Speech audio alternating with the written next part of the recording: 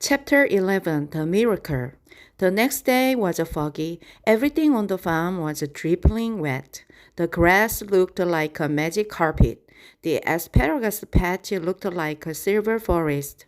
On foggy mornings, Charlotte's Web was truly a thing of beauty. This morning, each thin strand was decorated with dozens of tiny beads of water. The web glistened in the light and made a pattern of loveliness and mystery, like a delicate veil.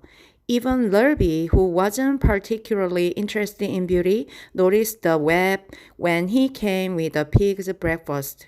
He noted how clearly it showed up, and he noted how big and carefully built it was. And then he took another look, and he saw something that made him set his pail down. There, in the center of the web, neatly woven in block letters, was a message. It said, "Some pig."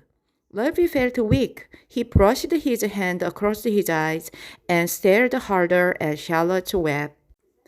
"I'm seeing things," he whispered. He dropped to his knees and uttered a short prayer.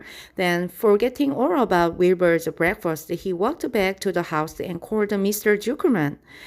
"I think you'd better come down to the pig pen," he said. "What's the trouble?" asked Mr. Zuckerman. "Anything wrong with the pig?" "Not exactly," said Lurby. "Come and see for yourself." The two men walked silently down to Wilbur's yard. Lurby pointed to the spider's web. "Do you see what I see?" he asked.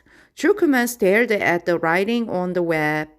Then he murmured the words "some pig." Then he looked at Lurby. Then they both began to tremble. Charlotte, sleepy after her day's exertions, smiled as she watched. Wilbur came and stood directly under the web. "Some pig," muttered Lurby in a low voice. "Some pig," whispered Mr. Zuckerman. They stared and stared for a long time at Wilbur. Then they stared at Charlotte. "You don't suppose that tiger," began Mr. Zuckerman, but he shook his head and didn't finish the sentence. Instead, he walked solemnly back up to the house and spoke to his wife.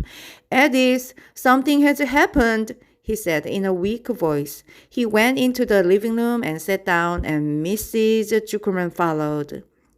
"I've got something to tell you, Edith," he said. "You'd better sit down."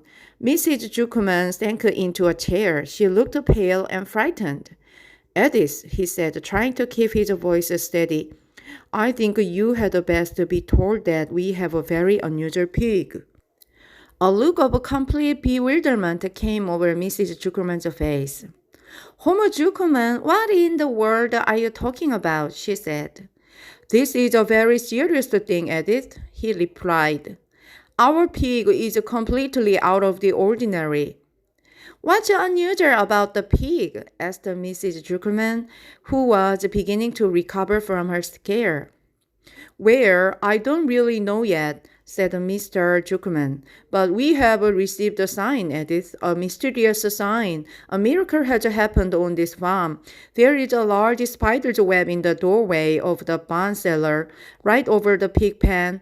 And when Lurby went to feed the pig this morning, he noticed the web because it was foggy, and you know how a spider's web looks very distinct in a fog. And right bang in the middle of the web, there were words, "some pig." The words were woven right into the web. They were actually part of the web, Edith. I know because I have been down there and seen them. It says "some pig," just as clear can be. There can be no mistake about it. A miracle has happened and a sign has occurred here on earth, right on our farm, and we have no ordinary pig.